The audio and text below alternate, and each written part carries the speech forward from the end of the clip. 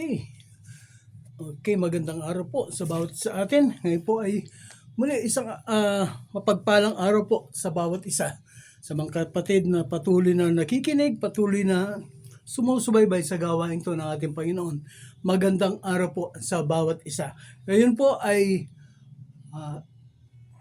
March 15, 2025. Ano po?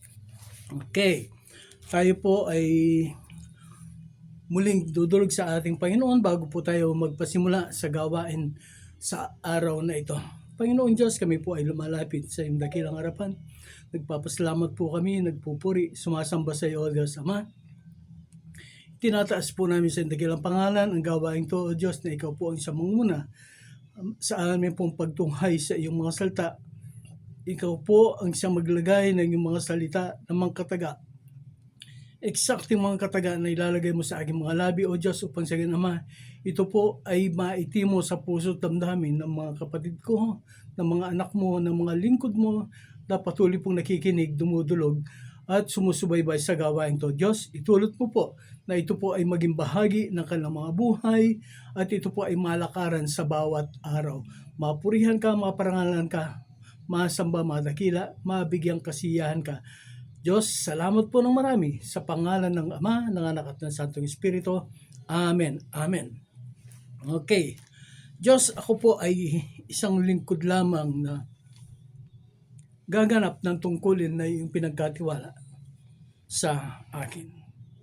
Salamat po, Diyos, sa oportunidad na ito. Salamat po, Diyos, na ako po ay binibigyan mo ng ganitong pagkakataon upang maibahagi ang iyong mga salita sa kapakinabangan po ng marami pa na hindi po kumikilala sa iyo, hindi pa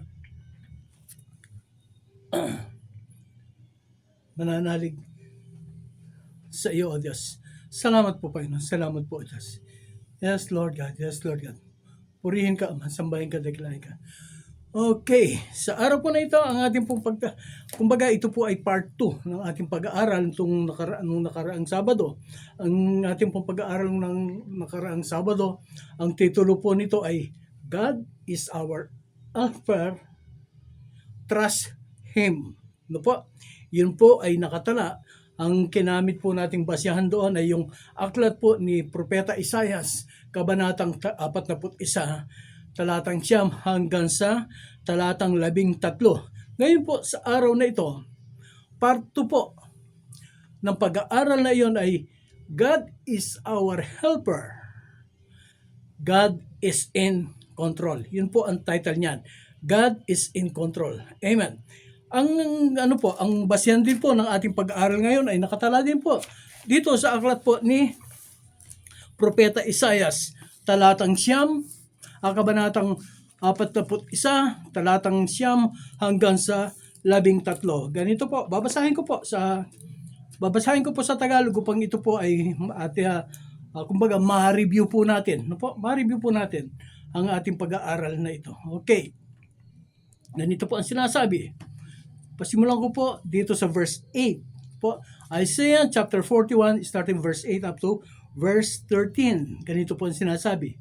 Ngunit ikaw, Israel, na aking lingkod. Yung po sinasabing Israel ay yung bayan niya. Ano po? Ngunit ikaw, Israel, na aking lingkod at lahi ni Abraham, na aking kaibigan. Ikaw ang bayang aking hinirang. Ikaw ay kinuha ko sa dulo ng daigdig, sa pinakamalayong sulok niyon. Sinabi ko sa iyo noon, ikaw ay aking lingkod. Ikaw ay hinirang ko, hindi itinakwil. Ako'y sa inyo, huwag kang matakot. Ako ang iyong Diyos, di ka dapat mangamba kanino man. Palalakasin kita at tutulungan, iingatan at ililigtas. Lahat ng may galit sa iyo ay mapapahiya at mamamatay ang sinumang lumaban sa iyo. Hanapin ninyo, ngunit di masusumpungan. Ang kaaway ninyo'y wala nang talaga. Verse 13. Ako si Yahweh na inyong Diyos, ang siyang magpapalakas sa inyo. Ako ang may sabing, huwag kayong matakot at tutulungan ko kayo. Sinabi pa ni Yahweh, Israel, mahina ka man at maliit, huwag kang matakot, tutulungan kita. Ako ang Diyos ng Israel ang magliligtas sa iyo. God is in control. Ang Diyos ng Israel ang siyang magliligtas sa atin. Ang sabi po niya, huwag kang matakot, huwag kang mangamba. Ang iyong mga kaaway ay mapapahiya sila. Mamamatay ang lahat ng mga lalaban sa iyo. Amen. Alam po, pero yung pong napag-aralan natin itong nakaraan po, marami pa rin po yung mga kababayan natin, mga tao na tunay nga yung pangamba, yung takot ay nandoon sa kanilang sarili, sa kanilang damdamin.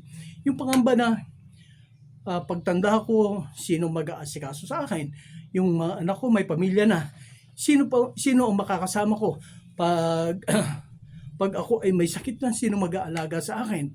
Pag hindi na ako nagtatrabaho, saan ako kukuha ng pantustos sa aking mga pangangailangan sa pang-araw-araw? Pag ako ay mamamatay na, sino ang dadalaw? Sino ang makikipaglamay sa akin? Marami pong takot, maraming pangamba, maraming alalahanin ang dadadama ng isang tao. Lahat po tayo, mayaman, mahirap, edukado o hindi. Yung pong meron po mga tinatawag na mga kilala, mga rich and famous. Lahat po ng iyan, nararanasan po din nila, nadadama, dumadaan din po sila doon sa salitang takot, pangamba, pag-aalala. Yung pag-aalala na pag sila ay nagkasakit. Yung pong mga sakit ngayon, yung pong mga karamdaman ngayon ay hindi po biro-biro. Ito po, meron mga karamdaman na cancer. Yung cancer na halo-halo, cancer sa buto, cancer sa dugo, cancer sa bituka, cancer sa utak, cancer. Ano po, lahat. Yan po ay kinatatakutan ng mga tao. Ano po, sa mga kalalakihan, meron na rin po ngayon. Yung pong prostate cancer. Ano po, sa mga babae, yung pong cervical cancer. So marami pong kinatatakutan. Yung pong iba, hindi po namamatay sa takot. Hindi po sila namamatay dahil sa sakit. Namamatay po sila pag nalaman na nila kung magkano ang bayarin sa ospital. Dahil napakamahal po ng pagpapagamot sa mga ospital.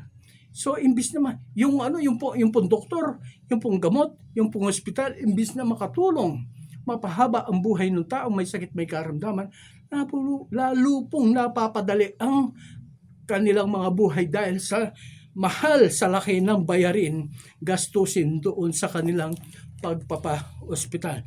Pero ang sabi ng Diyos, huwag kang mangamba, huwag kang matakot. Ako ang iyong Diyos, tutulungan kita.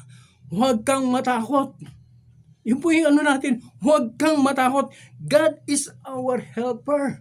God is in control. Yun po napag-aralan natin nung nakaraan.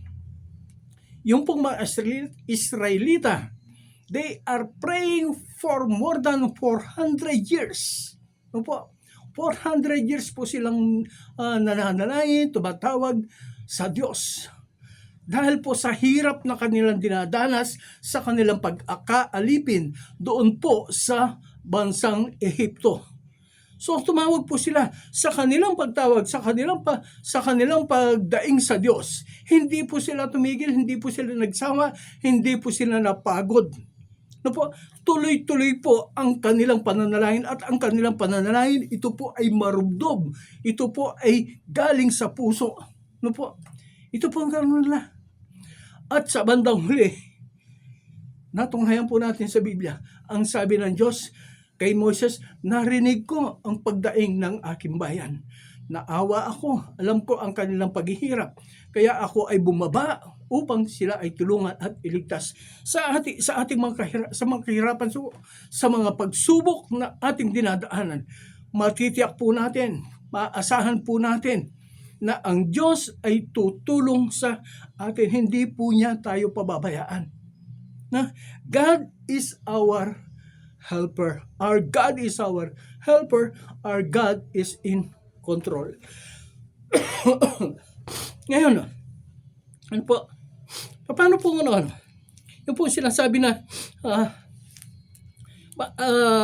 dito po sa aklat po ni Isaias, sa aklat po ng Exodo chapter 14, makikita po natin dito kung paano ipinakita ng Diyos na siya ang may control, siya ang may kakayahan, siya ang may kapangyarihan na kontrolin, pigilan ang anumang sitwasyon sa ating mga buhay. Dito po sa aklat po ng mga taga-Exodo, Exodus chapter 14. Ano po? Exodus chapter 14 po, simula po sa verse 6 hanggang sa mga susunod po na talata. Ganito po ang sinasabi.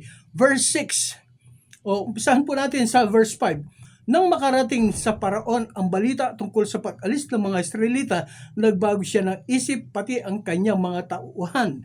Ito pong sinasabi rito, ito pong kwento dito ay yung nung ang mga Israelita, sila po ay pinayagan na ng Paraon na sila po ay lumabas ng Ehipto upang sila po ay maghandog sa Diyos. Sila ay maglalakbay ng 3 araw at sila ay maghahandog sa Diyos. Nung una, ayaw silang payagan umalis ng Faraon. Marami siyang dahilan, marami siyang mga kesyo. Pero sa bandang huli, sila ay kanya na rin pinayagan. Ngayon, dito nga po sa verse 5, nang nakaalis na yung mga Israelita, pero nang makarating sa Paraon ang balita sa pagkaalis, pinayagan po niya eh. Ito po ang mahirap dito, pinayagan na niya na sila ay umalis. Yung mga Israelita, pinayagan niya umalis, pero malaman po niya na umalis na ang mga Israelita. Ito po ay nagalit. Ito po ay nagalit. Hinabol niya. Nagalit pati ang kanyang mga tauhan, ang kanyang mga sundalo. Ano po ang sabi rito?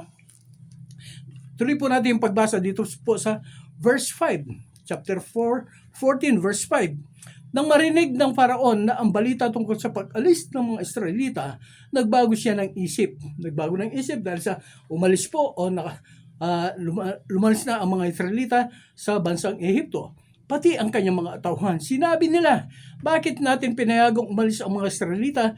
Di wala nang maglilingkod sa atin. Dito po makikita natin kung ano ang katamaran. Isang ugali ng mga Ehipsyo dito sa panahong ito. Yung sila po ay mga tamad. Sila po ay umaasa sa tulong sa trabaho ng ibang tao. Hindi sila makakilos ng sarili nila para sa kanilang sariling kapakanan. Kailangan meron silang kasama, kailangan meron silang katulong, kailangan meron silang alipin-alila. At yun ang kanilang yun ang kanilang natutunan, yun ang kanilang nakagisnan. Napakahirap na wala kang kaalam-alam sa trabaho. Dito na lang po sa atin. Sa panahon po natin, pag wala kang kaalam-alam sa trabahong bahay, kawawa ka.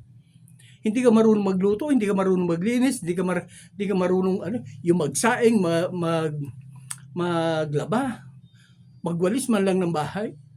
Hindi mo alam yan, kawawa ka. Hindi ka kakain. Paano kang kakain kung wala kang katulong, kung wala kang kasama, kung wala kang alila, kung wala kang alipin? Kung wala kang binabayaran na tao para kumilos para sa iyan.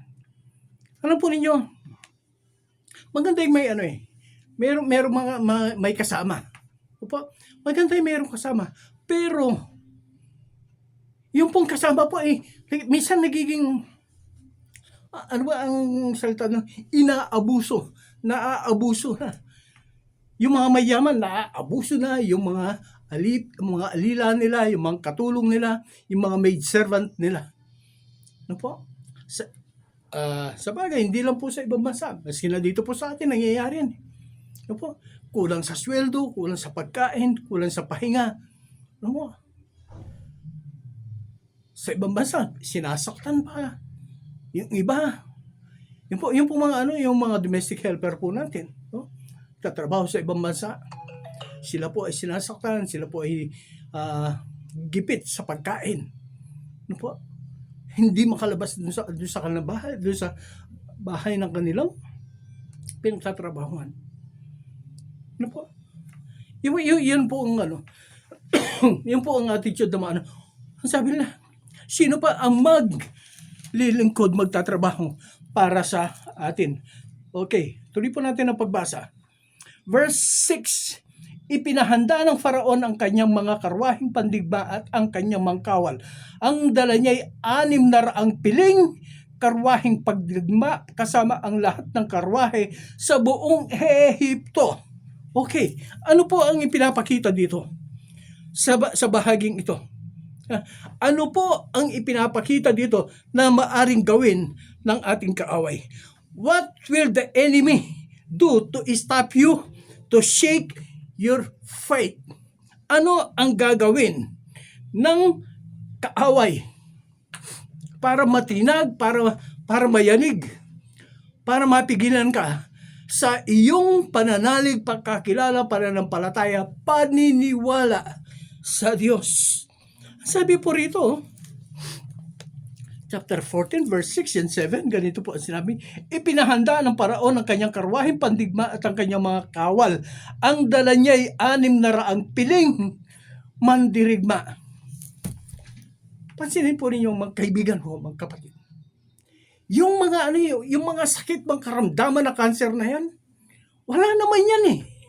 Wala naman dati yung mga yan. Bakit ngayon ay talamak ang sakit at karamdamang kanser? Kanser sa dugo, kanser sa utak, kanser sa buto, kanser sa laman. Ano po? Yun po ang tinatawag dito na 600 piling mandirigma ng kaaway. Ginagawa ng kaaway ito lalong-lalo na doon sa mga mananampalataya para mapigilan niya ang mga mananampalataya na matuloy na maglingkod, magpuri, sumamba, sumunod sa Diyos. Ito ay binibigyan niya ng kung ano-anong sakit, kung ano-anong mga karamdaman. Hanggang ito ay mabingit sa kamatayan. Mga piling mandirigma. Ano? Mga piling mandirigma ang pinapadala ng kaaway upang mapigilan ang isang tao ang sa mananampalataya na patuloy na umasa, manalig, sumampalataya sa Diyos. Meron po akong isang naalagaan na dati. Ano po? Ang year, 2 years, 3 years na po ang nakakaraan. Sad to say, ano po? May sakit po siya. Hindi ko alam. May sakit po siya. Pero tinawagan po niya ako. Kaibigan ko po ito, classmate ko po ito, high school, talagang close kami. High school. Ano po? Tinawagan niya ako at sabi niya sa akin, meron akong ipagtatapat sa iyo pero wag mo sasabihin kahit na kanino. Ang sabi po niya sa akin. Sabi ko, ano ba yun? Basta mangako ka na hindi mo ito ipagsasabi kahit na kanino. Sabi ko, oo. Hindi ko iyan ipagsasabi. Alam po ninyo kung ano sinabi niya sa akin? 3 years ago po yun. 2020. 5 years ago. January 2020. Tinawagan po niya ako. Sabi niya, mayroon akong sakit. Cancer stage 3. Nagulat po ako. Bakit po ako nagulat? Kasi po pag kami po ay mayroong reunion, nandoon siya. Kasama ko siya, kwentuhan kami, wala akong naririnig sa kanya, wala akong nakikita sa kanya, wala akong napapansin na siya ay mayroong sakit, may karamdaman na breast cancer. Alam po ninyo kung ano ang dyan? 2010 pa, may sakit na siya. Hindi po alam ng kanyang pamilya, ng kanyang mga anak na meron siyang breast cancer. Hindi alam ng kanyang mga kapatid na meron siyang breast cancer.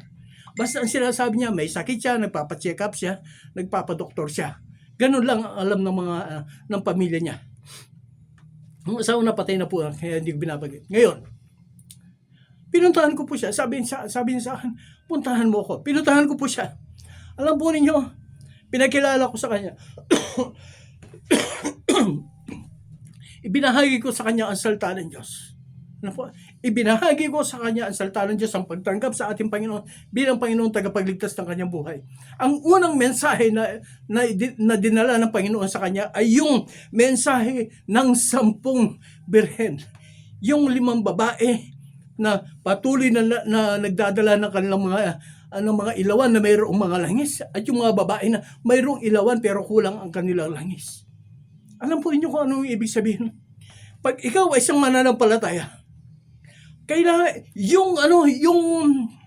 yung fellowship mo, pagkikipag-ugnayan mo sa Diyos ay dapat nananatili yan. Dapat nandiyan yan, hindi yan nababawasan, hindi yan nagkukulang.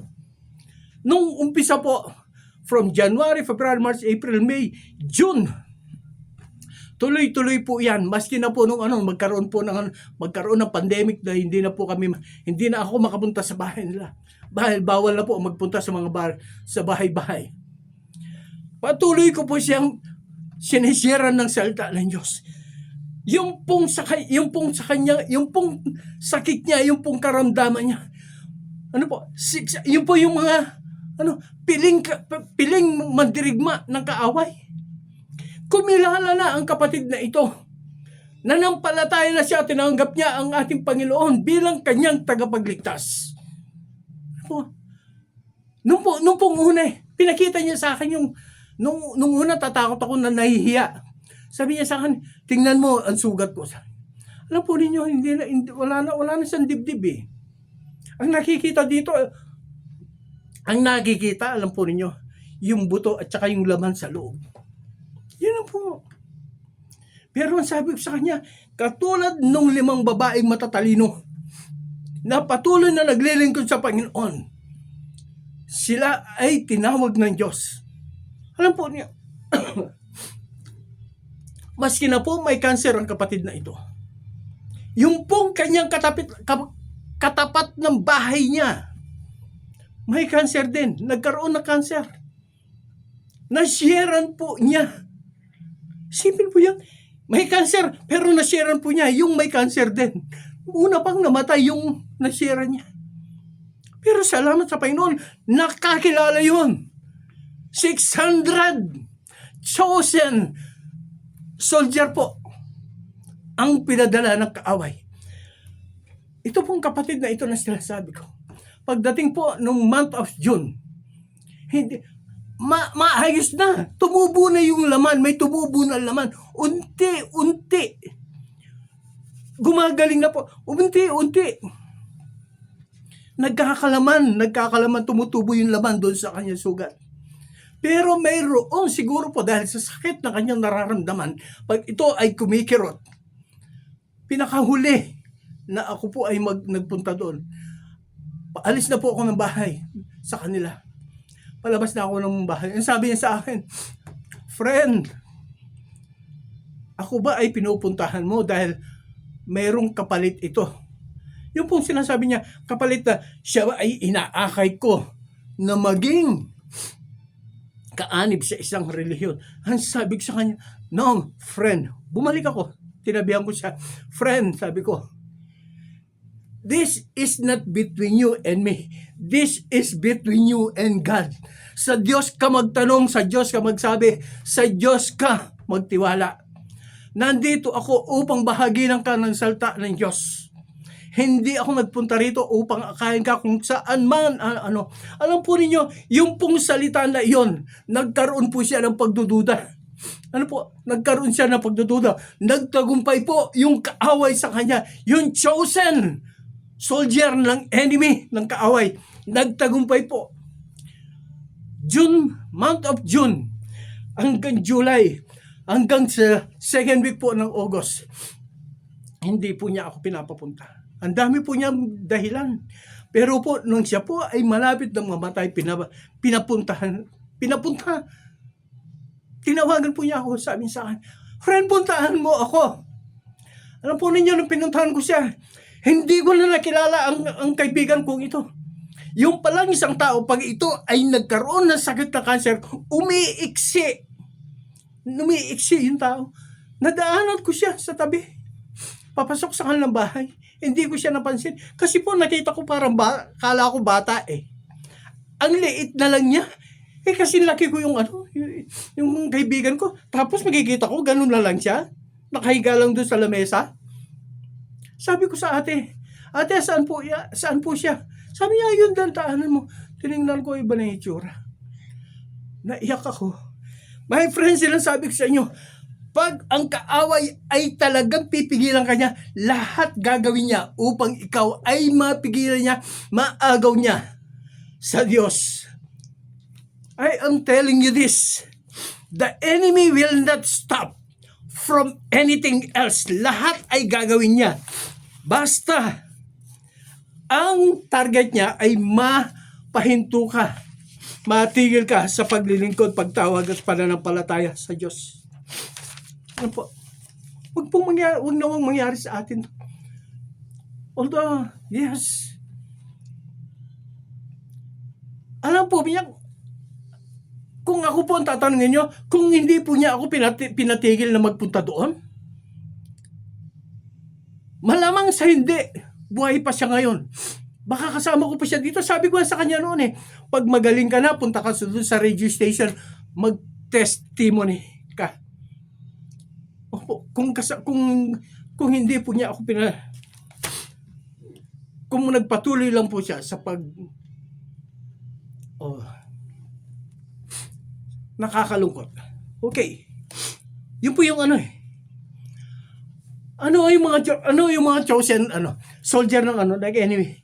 Yung asawang lalaki, asawang babae, mag-aaway yan. Isa yan sa chosen soldier ng nag-aaway. Ano po? Magkakasakitan yung mag-asawa, hanggang sa magkahiwalayan. Ano po? Yung iba naman matatagal sa trabaho kasi nabankrupt ang business. Ano po? Yung nga po, yung mga sakit na cancer, kung ano-ano, cancer, diabetes, high blood pressure, ano po? Lahat yan, Alzheimer's, lahat po yan. Ipapadala ng kaaway. Lahat gagawin niya. Sa mga anak, ano po? Sa mga anak. Mga anak, problema sa pamilya, problema ng lipunan. Hindi mapigil sa droga, labas-masok sa kulungan. Lahat po ng yan ay mga chosen soldier ng kaaway. So dito po, alamin natin kung paano natin sila malalabanan. Ano po? Yung pong dito sabi po dun sa ganito mga problema, mahihiwalay na tayo. Dahil ba sa mga ganitong mga problema, titigil na tayo sa ating paglilingkod sa Diyos. Nagkasakit ng cancer, alam po ninyo, meron po akong santyuhin. No? Isa po ito sa nagpe-persecute sa akin nung ako po ay bagong mananampalataya. Pero hindi ko po siya pinapansin.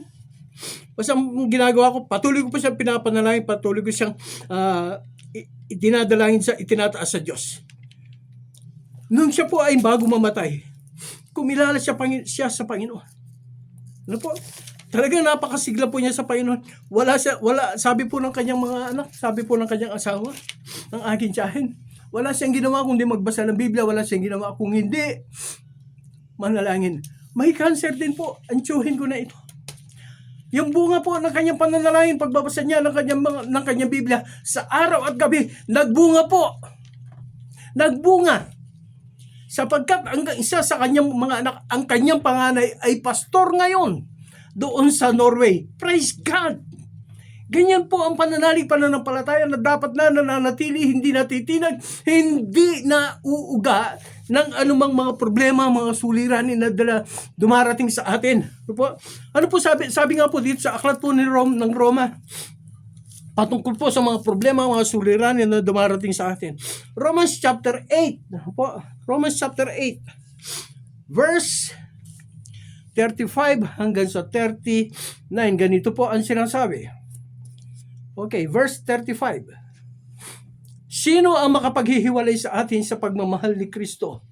Ang paghihirap ba? Ang kapighatian, ang pag-uusig, ang gutom, o ang kahubaran? Ang panganib o ang tabak? Ayon sa nasusulat, alang-alang sa iyo nanganganib kaming mamatay sa buong maghapon. Ibinibilang kami ng mga tupang papatayin. Hindi, ang lahat ng ito'y kayang-kaya nating pagtagumpayan sa pamamagitan niya na nagmamahal sa atin, sapagkat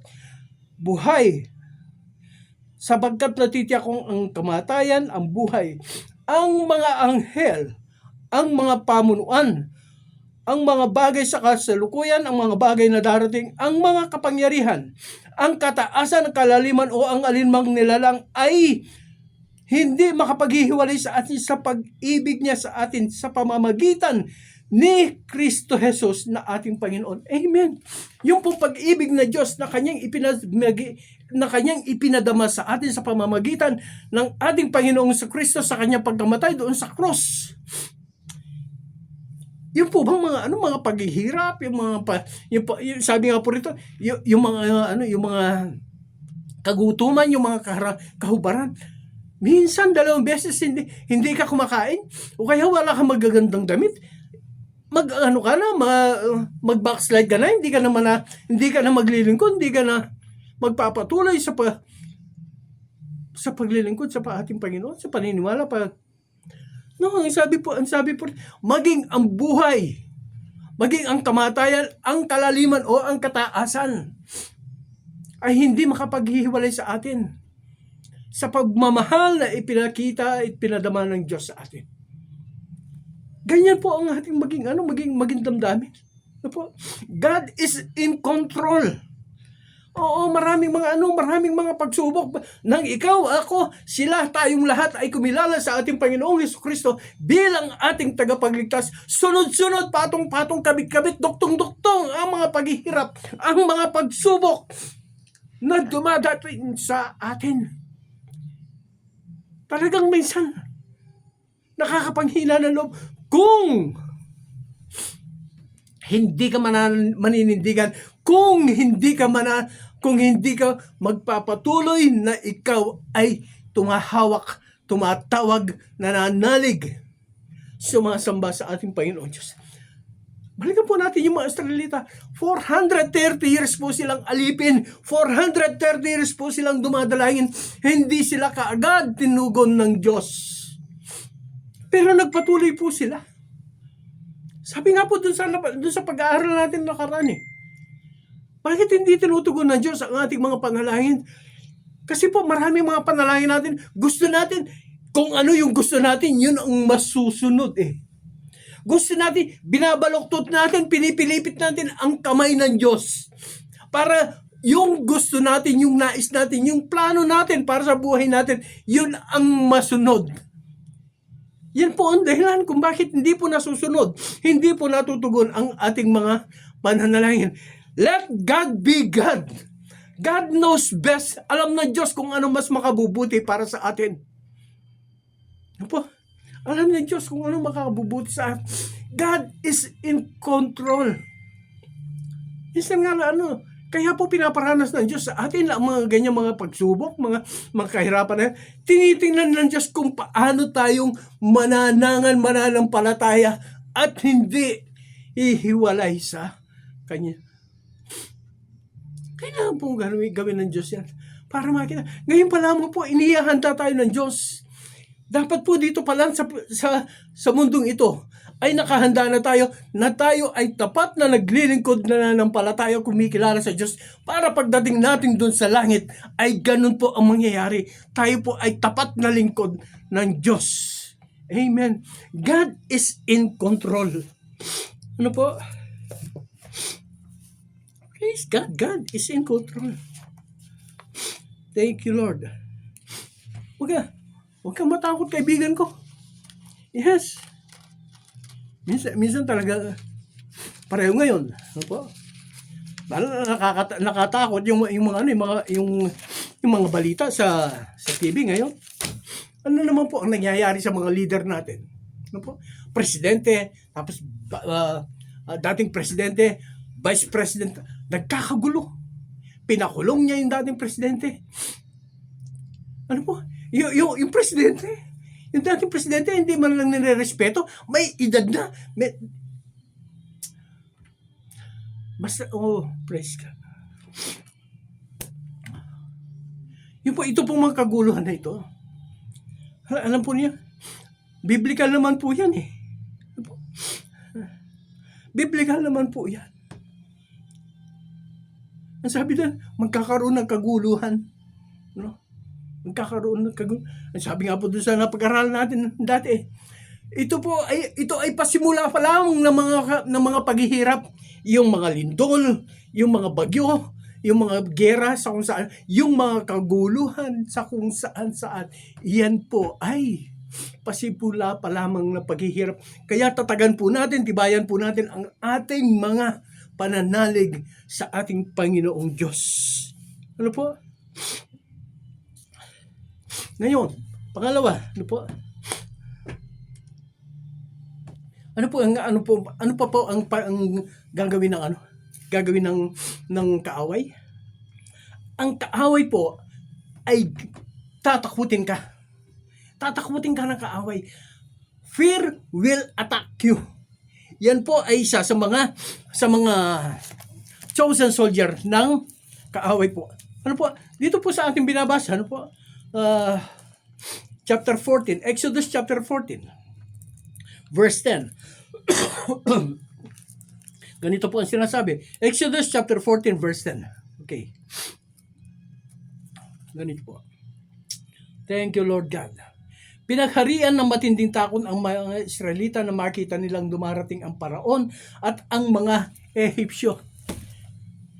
Paano naman hindi ka matatakot? No? Paano hindi matatakot ang mga ito? Yung mga Egyptians, yung mga karwahe, yung mga mandirigma ng Paraon ay napakarami. Hinahabol ang mga Israelita. Dito sa kabila, yung mga Ehipsyo, tapos dun sa kabila, na-corner na sila doon sa dagat na pula. Wala silang malulusutan. Yun ang takot eh. Pag tayo po na-corner na ng kaaway, wala na tayong alam sulingan. Kaliwat kanan ang mga pagsubok, ang mga paghihirap na ating nararanasan. Yung iba, tumitiwalag na. Yung iba humihiwalay na sa Diyos. Ayaw ko na maglingkod. Aalis na ako. Ang sabi nga, ito pong mga Israelita, marami po sa kanila eh. Nung sila po ay makaranas na ng paggutom.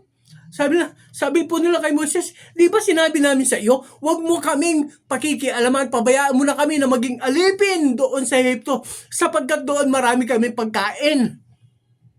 Ano po? Yun lang. Pag nagigipit na, pabayaan na ang Diyos, pabayaan ng Panginoon, pabayaan na ang kaligtasan. Basta ang mahalaga, kakain kami. Basta ang mahalaga, walang pagsubok, walang kahirapan, wala ang mga problemang iyan. Yan po, ganyan ang ang mga yung mga reasoning, no? Sabi na, di bali mamatay na kami bilang mga alipin. Sana hindi mo na lang kami inalis doon. Mamamatay ka bilang alipin ng kasalanan ng magkasamaan? Gugustuhin mo yan? Na pag ikaw ay namatay, ikaw ay alipin ng kasamaan ng kasalanan, tuloy-tuloy ka sa impyerno pagkamatay mo. Nanaisin mo ba yan? Maikli ang buhay. Make the best. Use the best. Gamitin mo ito sa magandang kaparaanan. Maglingkod ka sa Panginoon, magpasalamat ka sa Panginoon, magpuri ka, sumamba ka, magbigay karangalan, bigyan mo ng kasiyahan, kagalakan ang Diyos sa buhay na ipinahiram niya sa iyo. Maiksi ang buhay. Salamat. Kaibigan ko, hindi ka ba nasutuwa? Hindi ka ba nagagalak? Hindi ka ba nasisiyahan? Umabot ka sa ganyang edad. Hanggang ngayon, buhay ka pa.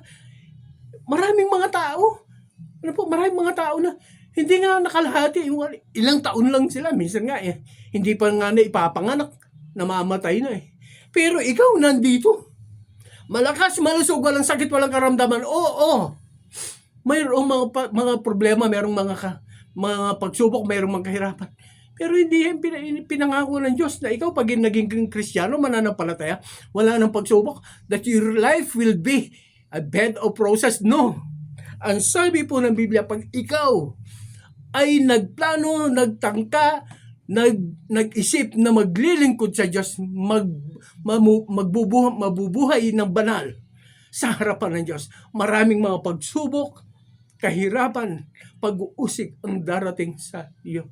Kasi po yung mga pagsubok na yan, mga pag-uusig, ano po yung ginagawa niya? Unti-unti tayong itinutuwid, nililinis ng Diyos upang tayo, pagdating ng dulo, tayo po ay maging banal, maging karapat dapat po tayo doon sa bayang banal na ating titirhan. Yun po ang pinangako ng Diyos sa atin. Huwag po tayong matakot. Ang sabi po rito, natakot sila. Huwag po tayong matakot sa mga pagsubok, huwag po tayong matakot sa mga kahirapan na yan. Bahagi po iyan ng buhay.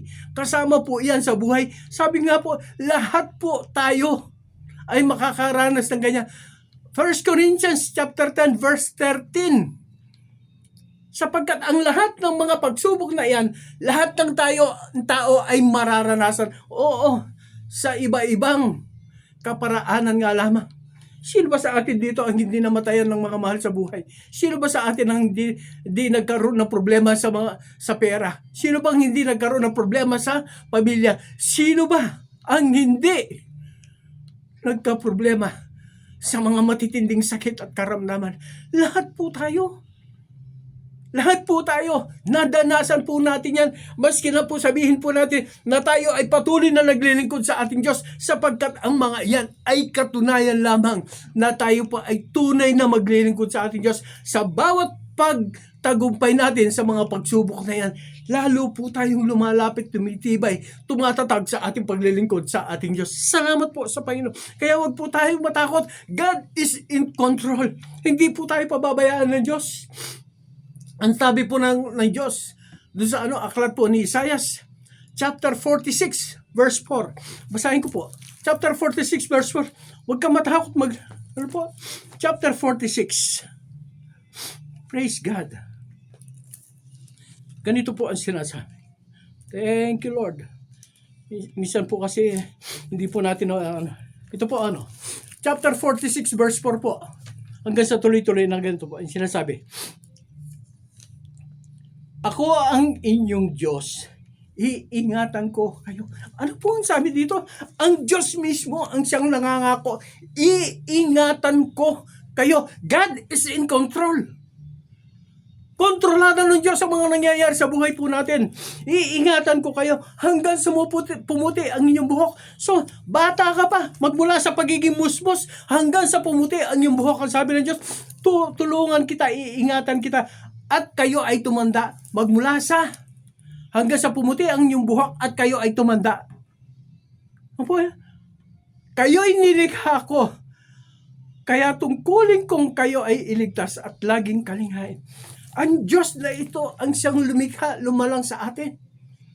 Ano po? Kaya saan po sabi niya rito? Kaya tungkulin ko. Ano po? Chapter 44 po ito.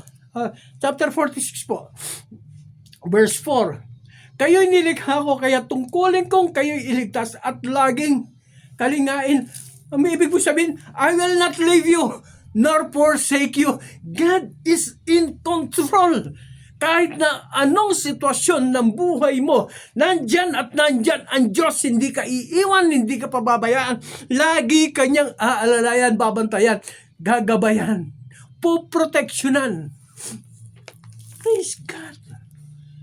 Verse 5, sinabi ni Yahweh, okay, saan ninyo ako itutulad? Mayroon bang makakapantay sa akin? Saan natin may tutulad ng ating Diyos? Ang sabi niya, mayroon bang makakapantay sa akin? Walang makakapantay sa ating Diyos. So, God is in control.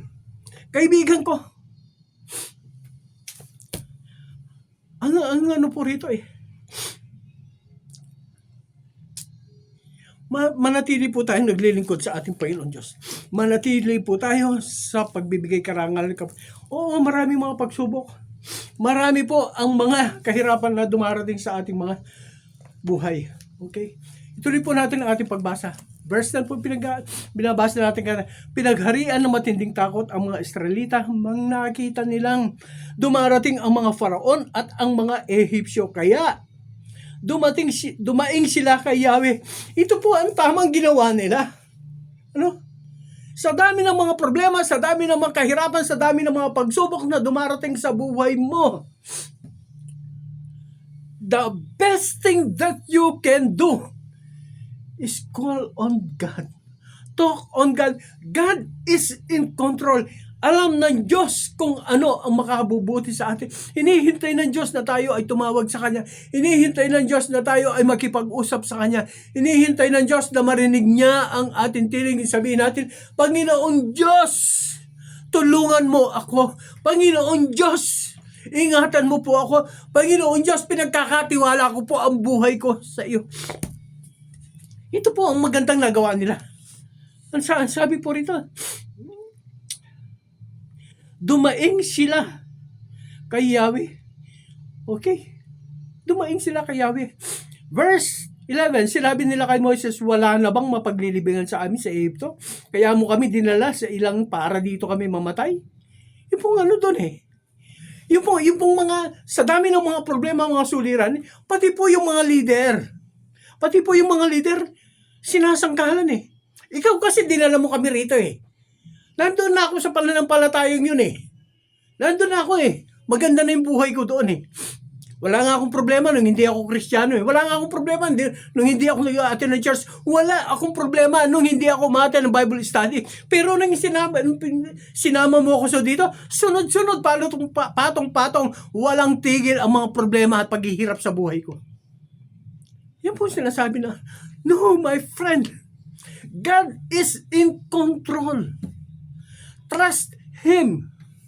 God is our helper. Ano po?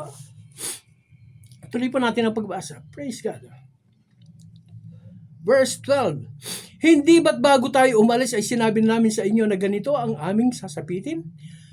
Sinabi namin sa iyo na huwag mo kaming pakialaman at pabayaan na kaming manatiling alipin. Ayan po na. Sabi ko siya. Okay. Pabayaan mo na kami. Paggawa na nga namin namang kasalanan ng ganito. Pabayaan mo na kami sa ginagawa na. Masaya kami rito Wala kaming pagsubok dito. Wala kaming paghihirap dito. Magagawa namin ang lahat ng gusto namin. Pero pag sumama kami sa iyo, bawal ito, bawal yun, bawal doon. Ang daming bawal. Ito po sila sabi nila. Pabayaan mo na kami. Kaibigan ko. Hindi pwede yung sila sabi nila, pabayaan na namin kayo. Ito po ay tungkulin na iniaten sa amin ng Diyos. Na ipaalam sa inyo kung ano po ang makabubuti para sa inyo. Ulitin ko po, maiksi po ang buhay. Hindi po natin alam kung ano mangyayari mamaya bukas sa makalawa. Baka ito na po ang huli. Pagkakataon na marinig mo ang salitang tumawag ka sa Diyos, manalangin ka sa Diyos, lumapit ka sa Diyos, umiyak ka, magpatulong ka, magpasaklolo ka sa Diyos. Huwag mo sabihin, pabayaan mo na kami. No, my friend, tungkulin po namin ito ng mga pastor, mga evangelista, mga manggagawa, mga lingkod ng Diyos. Nandito po sa aklat po ni Ezekiel. Ang sabi po dito sa aklat po ni Ezekiel, ano man ang marinig mo, ang Diyos po ang nagsasalita kay Ezekiel. Ano man ang marinig mo sa akin, ang sabi ng Diyos kay Ezekiel, sabihin mo sa kanila. Makinig sila o hindi, sabihin mo sa kanila. Yan po ang panuntunan ng Diyos. Yan po ang itinalaga, pinagkatiwala ng Diyos. Yan po ang inilagay ng Diyos sa aming mga balikat, mga lingkod ng Diyos, naglilingkod. Ito po ang tinanggap po namin na responsibilidad mula sa Diyos. Ang sabi po ng Diyos, pag ang taong yan na sinabi kong mamamatay dahil sa kanyang kasalanan, at hindi mo siya pinaalalahanan, mamamatay nga siya sa kanyang kasalanan. Pero, isisingil ko sa iyo ang kanyang dugo. Kaibigan ko, ayaw ko namang managot sa dugo ng isang taong patuloy kong inaaralan, patuloy kong binabahagi ng salita ng Diyos. Ito po ang ko. Ito po ang panuntunan ko sa buhay. Trust in God because God is in control. God is my helper. Kaya maski na mahirap po talaga maglingkod sa Diyos. Ulitin ko lang po yung sinabi ng isang pastor. Hindi po mahirap ang maging Kristiyano. Ang maging isang Kristiyano ay isang napaka-imposible. Kung wala ang Santong Espiritu na tutulong, gagabay, papatnubay sa iyo. Totoo naman po yun. Sa palagay po ba niyo, yung pong mga pastor, yung pong mga naglilingkod sa Panginoon, kung wala ang tulong, gabay, patnubay ng Santong Espiritu, palagay po ninyo, makakatagal kami? Hindi po kami makakatagal. Salamat sa Diyos. Salamat sa Diyos. Kaya kaibigan ko, mga kapatid ko, minsan po, alam ko, maaring nakukulitan na kayo sa mga naririnig ninyo. Patuloy na paalala. Alam po ninyo, ito pong Biblia na ito, kung patuloy lang po kayong makikinig, in 3 months time, alam na po ninyo ang laman ng buong aklat na ito. In 3 months time, kung patuloy po kayong dumadalo, nakikinig, nanonood, sumusubaybay sa mga gawain patungkol sa salita ng Diyos. Kasi pare-pareho lang po yan. Kaya nga po pare-pareho lang kasi isa lang po ang salita ng Diyos. Ang salita ng Diyos ay ibahagi mo ang kanyang salita, ibahagi mo ang salita ng buhay sapagkat ito ay salita ng kaligtasan. Ang Panginoong Jesucristo. Trust God. God is in control. Yes. Kaibigan ko, kapatid ko, huwag po tayong manghinawa. Mga kaibigan ko, mga mananampalataya, alam po ninyo, saludo ako dun sa mga kapwa kong manggagawa na nandoon po sa mga far-flung areas o dun sa mga liblib na lugar na walang ilaw, walang elektrisidad, walang improvement, walang development dun sa lugar nila. Yun po ay napakaliblib na talagang hindi po sila sumusunod sa kabihastan. Pero nagpapatuloy po sa paglilingkod sa ating Panginoon. Salamat sa Diyos sa magandang mga pusong damdamin. Maski sila ay nandoon sa bundok, sila po ay nandoon sa mga liblib na lugar, nagpapatuloy sila sa paglilingkod sa ating Panginoon Diyos sapagkat alam nila, God is in control. Hindi sila pababayaan. God is our helper. Trust Him. Yun lang po ang sikreto. Trust Him. Call on Him. Pray to Him. Praise Him. Bless His name. Yun lang po na. Kaibigan ko, marami pa po tayong pag-aaralan na patungkol sa kabutihan ng Diyos sa atin. Hindi po tayo iniiwanan ng Diyos, hindi po niya tayo pinagsasawaan na araw-araw na tayo po ay kanya iniingatan, kanya pinagpapala. Alam po ninyo, araw-araw tayong pinagpapala ng Diyos. Isipin na, matutulog ka sa gabi, kinabukasan gigising ka. Pagkagising mo, kahit papaano, mayroong kape. Pagkatapos mo magkape, meron kang pwede kang maglakad, mamasyal, kung may trabaho ka, makakapagtrabaho ka. Mayroon ka sweldo. Pagdating ng tanghalian, meron ka pagkain. Pagdating ng gabihan, meron ka pa rin pagkain. Pagdating ng oras ng tulugan, meron ka masisilungan. Ang Diyos ay lagi nang nandiyan. God is in control. Kaibigan ko, huwag po tayong magsawa, huwag po tayong manghinawa sa paglilingkod sa Diyos. Trust God. Trust God. Call on God. Serve God. Because God is in control. Amen. Tayo po ay dumalangin. Salamat po, O Diyos. Salamat po, Ama. Salamat po, Panginoon Diyos. Kami po, Ama, ay patuloy na lumalapit, sumasamba, dumadakila sa iyo. Salamat po, O Diyos, sa mensahe na pinagkatiwalaan po sa amin. Ama, patuloy po na pagpapaalala mo sa amin, O Diyos, kung gaano ka kabuti sa amin. Ama, sa kabila po, Panginoon, ng aming mga pagkukulang, mga pagkakamali, sa kabila po ng aming mga kasalanan na nagagawa sa bawat araw na magdaan sa aming mga buhay, Diyos, hindi mo po kami pinababaya. Hindi mo po, O Diyos, pinapatulan ang aming mga kasalanan. Ama, nandiyan ka po palagi. Kami po ay yung inaalalayan. Kasama po ng aming sambahayan. Sambahayan na nire-representa po ng bawat isa sa amin. Diyos, salamat po, salamat po. Patuloy, Ama, na itinataas ko sa dakilang pangalan ang mga mahal ko po sa buhay, mga kaibigan, mga kakilala na mayroong mga sakit, mayroong mga karamdaman. Lord, itinataas ko po sa dakilang pangalan si Kuya Willie, si Kuya Nori Mariano, Willie Malyari, yes, Father God, Mariano, yes, Father God, Ama, ikaw po, O Diyos, ang patuloy na magpala sa kanila, O God. No? Kagalingan, kalakasan, kalusugan po ng kanilang mga pangangatawan, O God. Si Pastora Joyce, Panginoon, ang aming punong pastor doon po, ang aming senior pastor doon po sa iglesia na yung pinagkatiwala sa amin, O God. Pagpalain mo po siya, kalakasan, kalusugan po ng kanyang pangatawan, O God. Si Mami Penny, si Bishop Jesse, O God. Lord, inaabot din po namin sila ng pananalangin, O God. Ikaw po, O Diyos, ang siyang kumilos sa kanila. Ganon din po, Ama. Tinataas ko sa dakilang pangalan, O Diyos, ang mga anak mo, ang mga lingkod mo na patuloy po na nagtitiyaga, nagtitiis, patuloy po na gumagawa po, Panginoon, para sa ikalalaw pa ng iyong gawain dito po sa lupa, O Diyos. Ama, tinatas ko po sa dakilang pangalan ang gawain po ng San Manuel sa pangunguna po ni Pastor August Ronquillo, O God. Lord, I speak blessings, O God. Pagpapala mo po sa anak mo ito, O God, sa mga lingkod mo ito. Ganon din po sa mga dumadalo doon po sa gawain doon, O God. Si Pastor Jeff Vinson, O God, doon po sa Herona. Lord, ikaw pa rin po, O Diyos, ang nagtalaga sa kanya, nagtayo sa kanya, doon po sa lugar na iyon. Diyos, alam po namin, Panginoon. Sabi nga po niya, Ama, hindi siya nag-aral, subalit, Panginoon, ginamit mo po siya. Ikaw pa rin po ang siyang patuloy na lumukob sa kanya, O God, Lord, sa pagbabahagi po niya ng iyong mga salta. Ang salta ng buhay, ang salta ng kaligtasan, ikaw po magpala sa kanya, O God. Gamitin mo po siya ng malakas, O Diyos, sa kalilig po ng maraming makalula.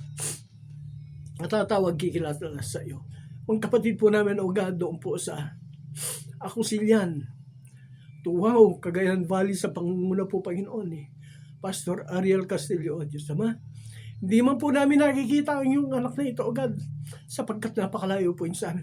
Ama, inaabot po namin siya sa aming pananalangin, O God. Ang pag-iingat mo, protection mo, gabay mo kay Pastor Ariel sa kanyang may bahay at sa kanyang sa iglesia na pinagkatiwala mo sa kanya. Pagpalain mo po siya, O God. Siya nga po, Diyos. Pagpalain po siya. Ganon din po, Ama, tinatas po sa dakilang pangalan si Pastor Choy Yabot, O God. Yes, Father God, in Jesus' name. Si Pastor Donilan David, O God. Yes, Lord God. Si Pastor John Dison, O God. Si Pastor Francis Suleiman. Si Pastor Isais. Yes, Father God. Si Pastor Toti Isais. Si Pastor Haleni, O God. Yes, Father God. Si Pastor Jerome, O God. Lord, pagpalain mo po ang mga anak mo ito. Mga anak mo na hindi ko po nabanggit ang pangalan, O God. Yes, Father God. In Jesus' name. Si Pastor Cecil, O God. Si Pastor Rick Sabanta, si Pastor Dan Pamintuan, Panginoon. Si Pastor Art. Yes, Father God. Si Pastor Rem Carpio, oh God. Yes, Lord God, in Jesus' name. Pagpalain mo po ang mga anak na ito, God. Purihin ka, sambahin ka, O Diyos, dakilain ka. Panginoon, patuloy po, O Diyos, na itinataas ko po ang gawain ito na pinagkatiwala mo sa aking mga balikat, O God, Lord. Inaamin ko po, O Diyos, wala po akong kakayahan, wala akong talino, wala akong kaalaman, wala po akong dunong na may pagmamalaki upang mapangunahan ko, mahawakan ko. Diyos, ang gawain ito, Ama, dinala mo po ako dito. Ikaw po nakakaalam sa kakayahan ko, O God. Kaya nga, Panginoon, tinataas ko na ikaw po ang siyang patuloy na kumilos sa akin. Sa lahat ng aking mga sasabihin, sa lahat ng mga kataga na lalabas sa aking mga bibig ko.